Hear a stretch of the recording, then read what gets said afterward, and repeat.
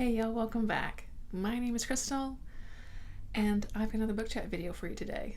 I thought since I just started making book videos on the channel that I would try to do some kind of intro type videos to let you get to know what kind of reader I am, what kind of books I like, that kind of thing. So I thought I'd maybe do some sort of top fave lists would be a fun thing for that. And so today I'm going to start that off with my top 5 horror books. I do read horror. I love horror. I started reading horror, really when I was sort of a young teen. I remember my very first horror book was Misery by Stephen King, and it just, of course, spiraled from there. And I didn't read a lot of spooky things when I was a younger kid. I do recall a book called Ghost in My Soup, though. I don't know why that one sticks in my head, but really at that young teen age, and it just went from there. So I got a top 5 list of my favorite horror books, so far.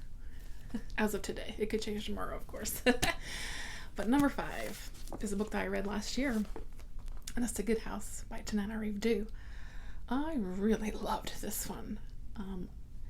It's got great atmosphere, really fantastic characters, and a very interesting story. We're basically following Angela, and she, her family has this house here that is called the Good House in a small town in Washington, and her grandmother lived there, and she spent a lot of her childhood there and her growing up years there as well. Her grandmother passed away. The house kind of fell to Angela, to take care of. And then there was an event that happened at the house during a party. A tragic family event, we'll just say. She hasn't been to the house in a couple of years because of it. And it's come to a point where maybe she needs to start thinking about maybe selling the house at this point, It's too traumatic to really visit again. She doesn't want to go back. So she's let me go back, maybe clean out some things. Maybe I need to get it ready to sell. So she does that. So we follow Angela in the present. We follow some timelines in the past. We follow some timelines in the past. We've got a lot of things going on. There's bits of ghost story, bits of witchcraft, bits of folk horror. It's a little bit of everything in here. It's a slow build. We get a lot of character development, and there's several very spooky scenes in here that I really loved. And yeah, it's become a fave for sure, even though I just read it last year. Definite fave. So highly recommend if you haven't gotten to that one yet. Number 4 is actually one that I also read last year, and that's The Passage by Justin Cronin. I know some people don't like this book.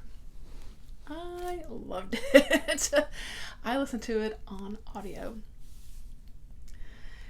and for me it was just it was a lot of fun, really, but it was also a really interesting take on more of like a vampire story, also mixed in with some post-apocalyptic things. The world has how to explain this, but there's some sort of, maybe what we would call it, a virus these days that has launched itself into the world, and it turns people into essentially a vampire. And we follow that storyline through like the present day when it was started happening, and then we pick it up almost 100 years later. What has happened to the world? What is going on? People are trying to survive. There's not really very many humans left.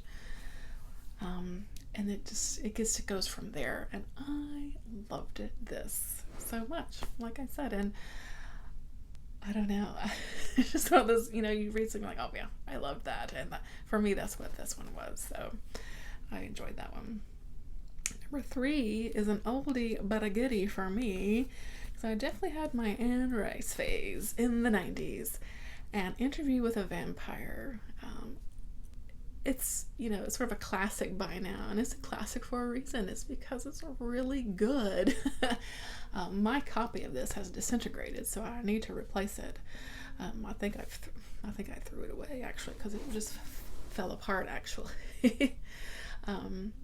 But this book is what it is.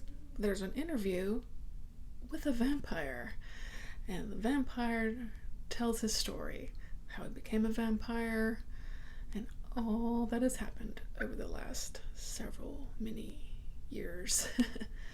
And it's so good. It's vampire. It's the, sort of romantic vampires. We have Lestat and Louis, and it's just good. It's still so good, and I'm due for a reread on that one, actually. I really love it. All right, number 2 is The Ocean at the End of the Lane by Neil Gaiman. Some may not call this a horror. For me, it was quite terrifying, so I consider it a horror book. We basically follow a sort of older man as he has come home because he needs to go to a funeral. And like you do when you come home, you kind of visit your old neighborhood, right?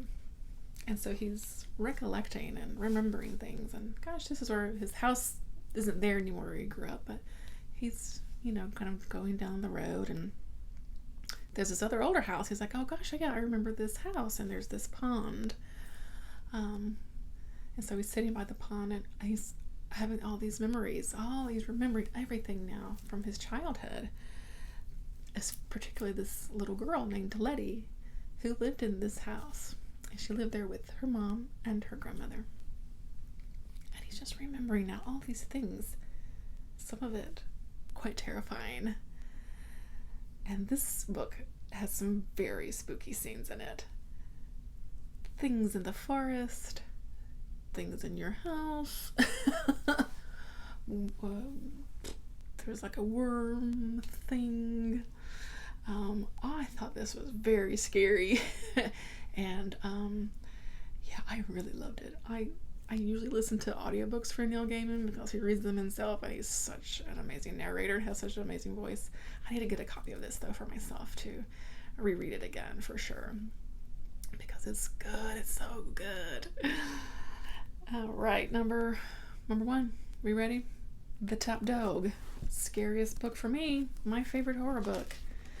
I read it a couple of years ago. The Shining by Stephen King. Like I said, I started with Stephen King when I was younger, but this is one I did not read when I was younger, or even on in my 20s or anything. I read it for the first time a couple of years ago, and why did I wait so long to read this book? I don't know. It's terrifying. Scary, scary stuff. I love it. And most of us know what this book is about, but we have our family, and the father Jack, mom Wendy, little boy Danny, and they go to this hotel in Colorado. They're gonna take care of it over the winter. And Jack is like, I'm gonna take care of this place, and also, finish my book. I'm gonna write on my book too.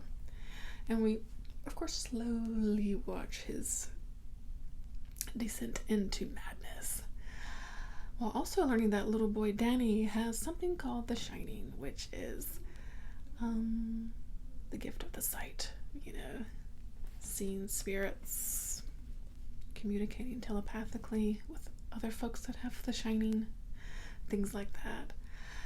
This book scared the bejesus out of me in several scenes. There is one scene in particular at the playground, nightmare fuel for me. And that's the mark for me of a fantastic horror book. So this is by far had catapulted itself to my favorite horror book after I read it. And really my favorite Stephen King book, honestly. It's so, so good. I really loved it. So that's it. What are some of your favorite horror books? Do you ever try to make a top 5? Because it's actually very hard to do. But that's going to do it for me today.